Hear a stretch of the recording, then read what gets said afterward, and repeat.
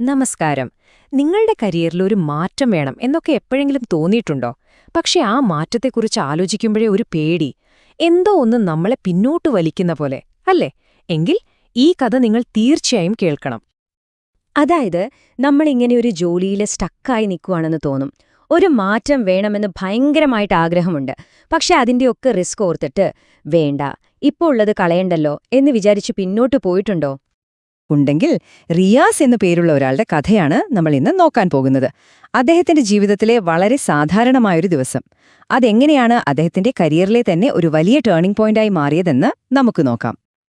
അപ്പോ റിയാസിന്റെ കഥ തുടങ്ങുന്നത് ദുബായിലൊരു ഓഫീസിൽ നിന്നാണ്. ഒന്നാലോചിച്ചു നോക്കൂ. എന്നും രാവിലെ ഓഫീസിലേക്ക് വരുന്നു, കമ്പ്യൂട്ടർ ഓൺ ചെയ്യുന്നു, കുറെ ഇമെയിലുകൾക്ക് മറുപടി അയക്കുന്നു, പിന്നെ പതിവ് പോലെ കുറച്ച് മീറ്റിംഗുകൾ, അതേ ജോലികൾ, ഒരു റൊട്ടീൻ ലൈഫ്. പുറമേന്ന് നോക്കിയാൽ എല്ലാം പെർഫെക്റ്റാണ്. നല്ല ജോലി, നല്ല ശമ്പളം. പക്ഷേ റിയാസിന്റെ ഉള്ളിൽ മാസങ്ങളായിട്ടൊരു അസ്വസ്ഥത ഇങ്ങനെ വളർന്നുകൊണ്ടിരിക്കുമായിരുന്നു. എനിക്കിതിലും കൂടുതൽ എന്തൊക്കെയോ ചെയ്യാൻ പറ്റുമല്ലോ എന്നൊരു തോന്നല്. ഇടയ്ക്കിടയ്ക്ക് മനസ്സിൽ വരും, ഡിജിറ്റൽ മാർക്കറ്റിംഗ് പഠിച്ചാലോ, അല്ലെങ്കിൽ സ്വന്തമായി എന്തെങ്കിലും തുടങ്ങിയാലോ. ഇങ്ങനെയുള്ള ചിന്തകളൊക്കെ മനസ്സിൽ വന്നും പോയും ഇരിക്കും. പക്ഷേ ഈ ആഗ്രഹങ്ങളൊക്കെ മനസ്സിൽ വരുമ്പോഴേക്കും തൊട്ടു പിന്നാലെ തന്നെ പേടിയും വരും. ആ ഒരു പേടി വന്നിട്ട് പറയും, ഇപ്പ വേണ്ട, അത് ഭയങ്കര റിസ്ക് അല്ലേ, ഇനിയിപ്പോൾ ഇത് ചെയ്ത് പരാജയപ്പെട്ടാലോ. ഇങ്ങനെയുള്ള സംശയങ്ങൾ വരുമ്പോൾ ആ സ്വപ്നങ്ങളെല്ലാം പതിയെ അങ്ങ് മാറ്റിവെക്കും. ഈ ഒരവസ്ഥ, അതായത് മുന്നോട്ടു പോകാനുള്ള ആഗ്രഹവും തോറ്റുപോകുമോ എന്ന പേടിയും തമ്മിലുള്ളൊരു വടംവലി, ഇത് നമ്മളിൽ ഒരുപാട് പേർക്ക് നല്ല പരിചയമുണ്ടാകും അല്ലേ? അങ്ങനെ റിയാസ് കൺഫ്യൂഷനിലൊക്കെ ഇരിക്കുമ്പോഴാണ് ഒരു ദിവസം മാനേജർ ഒരു പുതിയ പ്രൊജക്ടിന്റെ കാര്യം പറയുന്നത്. ഒരു വലിയ ക്ലയന്റിനു വേണ്ടി ഒരു പുതിയ ഡിജിറ്റൽ ക്യാമ്പയിൻ ചെയ്യണം. ഇതായിരുന്നു ടാസ്ക്. ഇത് കേട്ടതും ടീമിലുള്ള മിക്കവാറും എല്ലാവരും ഒന്ന് മടിച്ചു. കാരണം എന്താന്ന് വെച്ചാൽ ഇതവർക്കത്ര പരിചയമില്ലാത്തൊരു ഏരിയ ആയിരുന്നു. അതുകൊണ്ട് തന്നെ ആരും മുന്നോട്ട് വരാൻ അത്ര താല്പര്യം കാണിച്ചില്ല. പക്ഷേ അവിടെയാണ് കഥ മാറുന്നത്. എല്ലാവരും ഇങ്ങനെ മടിച്ച് പിന്നോട്ട് നിന്നപ്പോ റിയാസ് കൈപൊക്കി, എന്നിട്ട് പറഞ്ഞു, ഞാൻ ഏറ്റെടുക്കാം. ആ ഒരൊറ്റ തീരുമാനം, അത് ശരിക്കും റിയാസിന്റെ കരിയറിലെ ഒരു നിർണായക നിമിഷം തന്നെയായിരുന്നു. ആ ഒരു മൊമെന്റില് അദ്ദേഹം കാണിച്ച ഒരു മൈൻഡ് സെറ്റുണ്ട്, അതാണ് സത്യത്തിൽ എല്ലാം മാറ്റിമറിച്ചത്.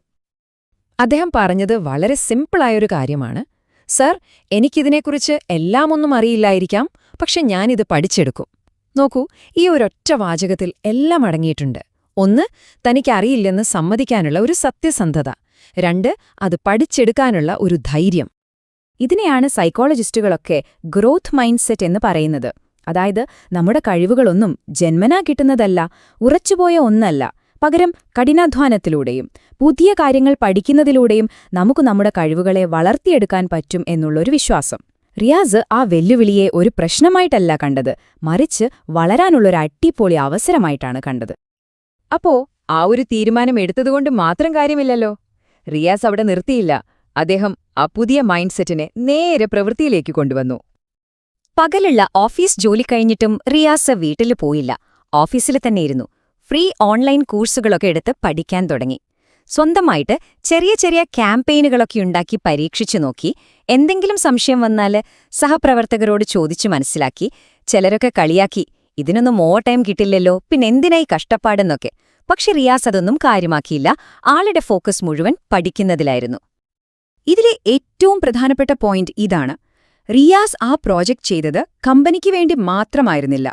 അതിലുപരി അത് സ്വന്തം ഭാവിക്ക് വേണ്ടിയുള്ളൊരു ഇൻവെസ്റ്റ്മെന്റ് ആയിട്ടാണ് അദ്ദേഹം കണ്ടത്, തന്റെ സ്കിൽസ് കൂട്ടാനുള്ളൊരു അവസരമായിട്ട്. അങ്ങനെ ഏകദേശം ഒരു 6 മാസത്തെ കഠിനാധ്വാനം. അതിനുശേഷം എന്ത് സംഭവിച്ചെന്നോ? ആ ഡിജിറ്റൽ ക്യാമ്പയിൻ ഒരു ഗംഭീര വിജയമായി മാറി. കമ്പനിയുടെ അടുത്ത കാലത്തുണ്ടായ ഏറ്റവും വലിയ വിജയങ്ങളിലൊന്നായി അത് മാറി. സ്വാഭാവികമായും റിയാസിന് പ്രമോഷൻ കിട്ടി. പക്ഷേ ഇവിടെ നമ്മൾ ശ്രദ്ധിക്കേണ്ട ഒരു കാര്യമുണ്ട്. ആ പ്രമോഷൻ കിട്ടിയത് വർഷങ്ങളുടെ എക്സ്പീരിയൻസ് ഉള്ളതുകൊണ്ടായിരുന്നില്ല, മറിച്ച് പുതിയൊരു സാഹചര്യത്തോട് പൊരുത്തപ്പെടാനുള്ള കഴിവ്, അതായത് അഡാപ്റ്റബിലിറ്റി, അത് കാണിച്ചതുകൊണ്ടായിരുന്നു.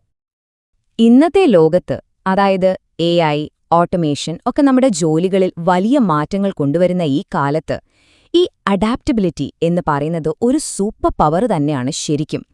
എത്ര വർഷത്തെ എക്സ്പീരിയൻസ് ഉണ്ട് എന്നതിനേക്കാൾ പുതിയ കാര്യങ്ങൾ എത്ര വേഗത്തിൽ പഠിക്കാൻ പറ്റുമെന്നതിനാണിപ്പോൾ കൂടുതൽ വില. ഓക്കേ, അപ്പോൾ റിയാസിന്റെ ഈ കഥയിൽ നിന്ന് നമുക്ക് എന്ത് പാഠമാണ് ഉൾക്കൊള്ളാനുള്ളത്? ഇത് എങ്ങനെ നമ്മുടെയൊക്കെ ജീവിതത്തിലൊന്ന് പ്രയോഗിച്ചു നോക്കാം? റിയാസിന് പണ്ട് അദ്ദേഹത്തിന്റെ ഒരു മെന്റർ കൊടുത്തൊരു ഉപദേശമുണ്ട്. വളരെ പവർഫുള്ളായ ഒരു വാചകമാണ്. നമ്മളൊരു കാര്യം കൈകൊണ്ട് ചെയ്തു തുടങ്ങുന്നതിനും ഒരുപാട് മുൻപ് നമ്മുടെ മനസ്സ് നമ്മുടെ ഭാവിയെ രൂപപ്പെടുത്തി തുടങ്ങുന്നു. എന്നുവെച്ചാൽ യഥാർത്ഥ മാറ്റം തുടങ്ങുന്നത് നമ്മുടെ തലയ്ക്കകത്താണ്, നമ്മുടെ ഒരു തീരുമാനത്തിലാണ്. ഒരു കാര്യം ഓർക്കണം, നമ്മുടെ കരിയറിലെ അടുത്ത ലെവൽ എന്ന് പറയുന്നത് നമുക്ക് വേണ്ടി എവിടെയോ കാത്തിരിക്കുന്ന ഒരു പ്രൊമോഷനൊന്നുമല്ല. അത് നമ്മളെ പഠിക്കാൻ ധൈര്യം കാണിക്കുന്ന അടുത്തൊരു പുതിയ സ്കില്ലിന്റെ ഉള്ളിൽ ഒളിഞ്ഞിരിപ്പുണ്ട്. അപ്പോ പോകുന്നതിന് മുൻപ് നിങ്ങൾക്കായിട്ടൊരു ചോദ്യം. നിങ്ങൾ കുറേ കാലമായിട്ട് പിന്നെ ചെയ്യാം എന്ന് പറഞ്ഞ് മാറ്റിവെക്കുന്ന അല്ലെങ്കിൽ ഒഴിവാക്കിക്കൊണ്ടിരിക്കുന്ന ഒരു മാറ്റം നിങ്ങളുടെ ജീവിതത്തിലുണ്ടോ? ഉണ്ടെങ്കിൽ ആ മാറ്റത്തിലേക്ക് ഈ ആഴ്ച നിങ്ങൾക്ക് വെക്കാൻ പറ്റുന്ന ഒരു കുഞ്ഞു സ്റ്റെപ്പ് അതെന്തായിരിക്കും? ഒന്ന് ആലോചിച്ചു നോക്കൂ. കാരണം ഓർക്കുക, ജീവിതത്തിലെ വലിയ മാറ്റങ്ങളൊക്കെ തുടങ്ങുന്നത് എപ്പോഴും അങ്ങനെയുള്ള ചെറിയ പക്ഷേ ധൈര്യമുള്ള ചുവടുവെപ്പുകളിൽ നിന്നാണ്.